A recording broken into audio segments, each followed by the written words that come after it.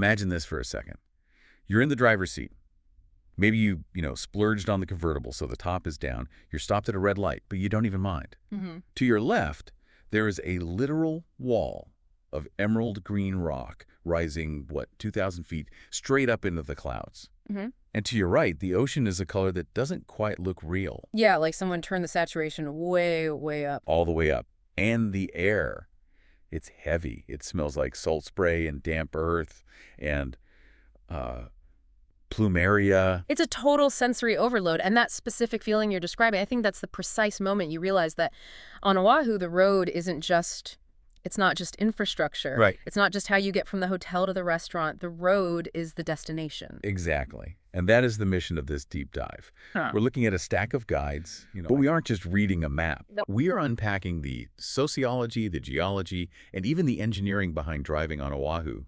We're going to cover why the traffic patterns are what they are, the ancient history buried under the asphalt, and how to navigate the island without looking like a total tourist. And we have to be honest, right out of the gate, Oahu is, well, it's a paradox. It's known as the gathering place, which is the literal translation of its name. Right, the gathering place. But it's also a place where you can find absolute isolation if you just know which turn to take. It's a mix of Honolulu high-rises and, like, Jurassic Park jungles.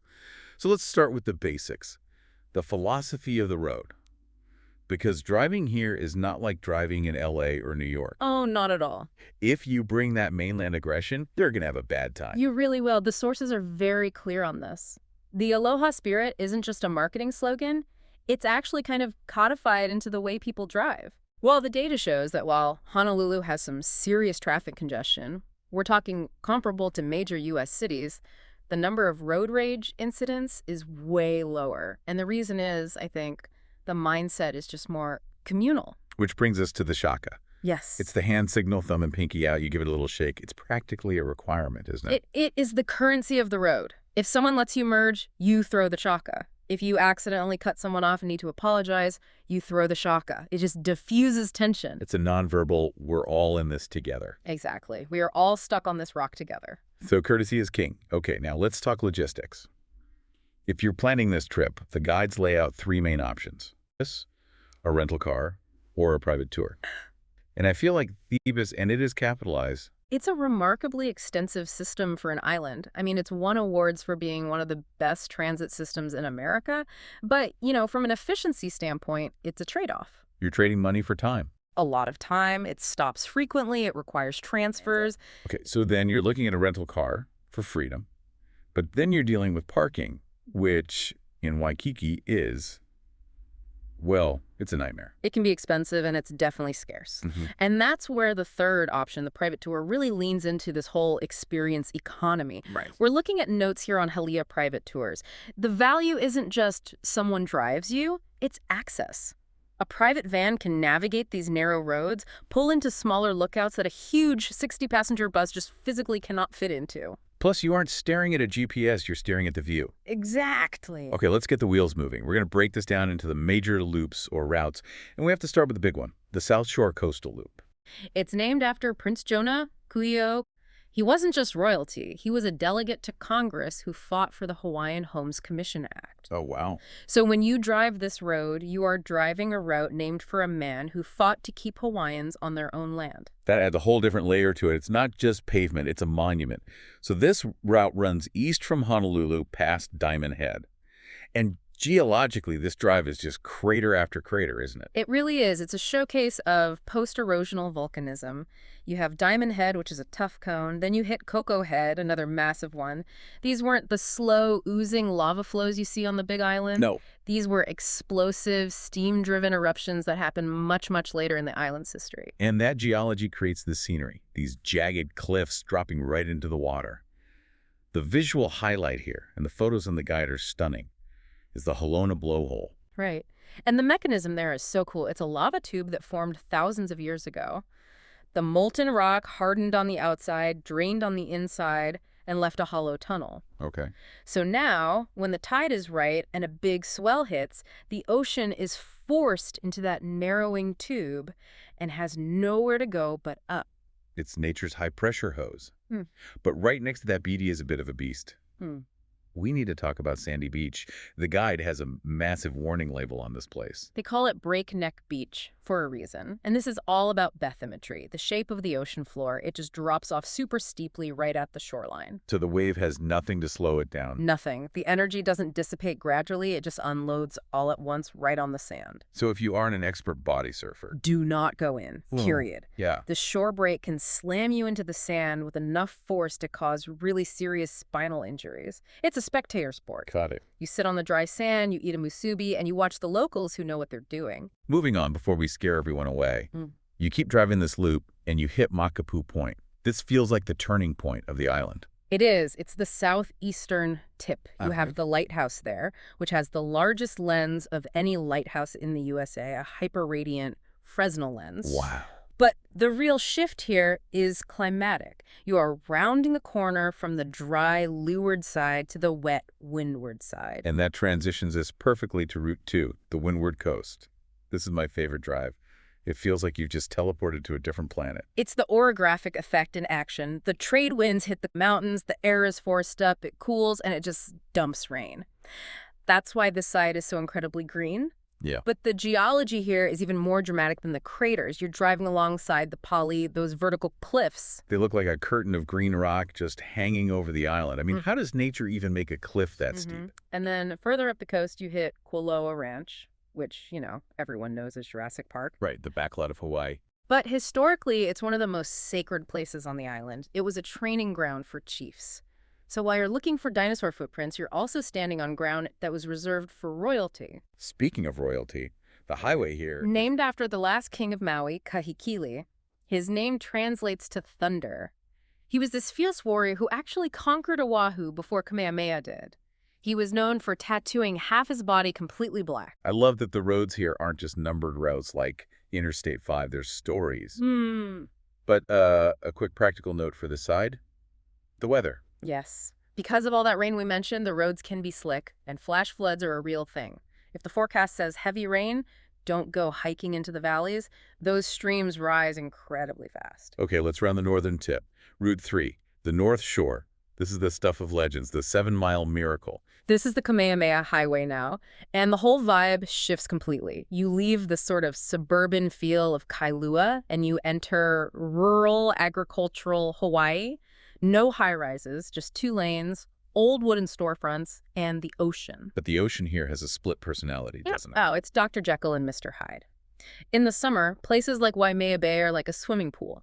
Crystal clear, totally flat, perfect for snorkeling at Sharks Cove. Okay. But in the winter, November to February, the North Pacific storms send energy thousands of miles across the ocean. And when that energy hits the reef... It explodes. We're talking 30, 40, sometimes even 50-foot faces on the waves. The pipeline is the most famous wave in the world because it breaks over this really shallow, sharp reef, creating that perfect barrel. But incredibly dangerous. Incredibly dangerous. And in winter, the traffic is insane. Just gridlock. Complete gridlock. It's a 2-lane road, and everyone wants to see the waves. If you go in winter, patience is your best friend. But the traffic gives you an excuse to stop for food. The notes specifically call out the Kahuku shrimp trucks. Is that just a tourist trap, or is it the real deal? It's real, but it's also an economic story. This area used to be all sugar plantations. When the sugar industry collapsed in the 90s, the local economy had to pivot. Aquaculture, shrimp farming became the new thing. So those trucks aren't just serving lunch, they are the result of a community reinventing itself after its primary industry just vanished. That makes the garlic shrimp taste even better. Eh. Okay, we've done the main circle, but the deep dive promised hidden gems. The source material lists bonus drives that most tourists miss. I want to start with the one that sounds like a secret garden. Tantalus Drive. This is for the driver who actually loves driving. It's a loop Tantalus to Round Top Drive that winds up the mountains directly behind Honolulu. You go from the city center to a dense tropical rainforest in about 15 minutes. The description mentions the smell specifically. It's very distinct. Eucalyptus, ginger, and damp earth. The road is tight with these hairpin turns. You're under a canopy of trees so thick it blocks out the sun. And then suddenly it opens up. And the payoff. The view. You're looking down into the crater of Diamond Head. You see the whole grid of the city, the airport, Pearl Harbor, all the way to the west side. It's, I would argue, the best sunset spot on the island. But there's a catch. There's a catch. People live there. Right. It's a neighborhood. Exactly. Don't drift around the corners. Keep the music down. Drive it slow and a low gear so you aren't riding your brakes. Now, for the engineering geeks listening, we have to talk about the H3 highway. How can a highway be a scenic attraction? The H3 is. It's controversial, it's expensive, and it's absolutely magnificent. It took decades to build and cost over $1 billion. $1 billion. One of the most expensive roads per mile ever built. It cuts directly through the mountains. Instead of going over them or around them. Through them, they built these massive viaducts that let the road kind of float above the valleys so they wouldn't disturb the forest floor. And then they punched mile-long tunnels through solid rock. So what does it feel like to drive it? It feels like you are in a sci-fi movie. You're soaring past these jungle ridges at 60 miles per hour. But you mentioned controversy. Yes, it cut through culturally significant valleys. There were massive protests. It's a reminder that development in Hawaii always comes with a heavy question mark about its impact on the land. It's beautiful, but it's complicated. Speaking of impact, let's go to the Quarry Road. The guide calls this a grounding detour. Most people just use this as a shortcut, but if you actually look out the window, you're driving through the breadbasket or the poi bowl of ancient Oahu. Wow. It was a massive complex of fish ponds and taro fields that fed thousands and thousands of people. When you see that green expanse, you're looking at an engineering marvel of the past. How the native Hawaiians managed their resources sustainably for centuries. For centuries, exactly. And finally, for the people who really want to get off the grid, the west side. This is the road to the end of the line. You drive past the resorts of Ko'olina until the highway literally just stops. The landscape here looks totally different in the photos. It's not jungle green. It's golden, dry, and rocky. It's the rain shadow effect again. This side gets very little rain. It's hot, it's intense, and it's much wilder out there. So you need to be safer. Absolutely. Don't leave anything in your car. Not a charging cable, not a quarter in the cup holder. Break-ins at remote trailheads are a reality, but the beauty is just stark and untouched. So we've covered the where. I want to circle back to the how. We touched on private tours earlier, but looking at the Helia private tours notes again, there's this concept of positive impact tours. This feels important. It really is. This is the evolution of travel. We are moving away from what you could call extraction, where you go to a place, consume its resources, take photos, and leave. Towards regeneration. Towards regeneration, yeah. These tours integrate activities like removing invasive species or helping restore a fish pond right into the itinerary. And it's not just about feeling good. The source notes highlight that you could actually get group savings monetary discounts for participating. So you save some money, but more importantly, you connect. You connect. There is a huge difference between looking at a taro patch through a van window and standing knee-deep in the mud, helping to clear it. You earn your view, in a way. Yeah, you're not just a passive observer. You become part of the island's story even for a day. And the guides on these private tours often have personal stories. So as you pass a mountain, you aren't just seeing a rock, you're hearing the legend of the demigod who shaped it. Let's wrap this up with some rapid-fire logistics. If you're doing the Circle Island Drive the Grand Tour, how long do we need? Commit to the full day, 8 to 12 hours. Don't try to rush it. If you rush, you completely miss the point. Rush hour. It is very real. Avoid the corridors into and out of Honolulu between, say, 6 and 9 a.m. and 3 to 6 p.m. You will just sit in traffic and lose your vacation chill. And the biggest takeaway for the driver? Awareness. You're a guest.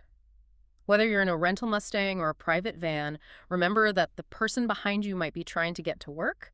The person in the crosswalk lives there. Respect the locals. Then respect the ocean. So here's the big question for our listener. We live in this age of Instagram, right? We rush to the pin on the map to get the photo to prove we were there. But the sources we've looked at today suggest something different. They suggest that the in-between moments are the real Hawaii. Exactly. So, are you willing to put the phone down, roll the window down, and just drive? Are you willing to let the smell of the ginger and the salt air be the memory, rather than the JPEG on your screen? That's the challenge. Can you find beauty in the transit, not just the arrival? I think on Oahu, the answer is yes. Thanks for riding shotgun with us on this deep dive. Aloha and safe travels. And seriously, watch out for the chickens crossing the road. They are everywhere. Catch you next time.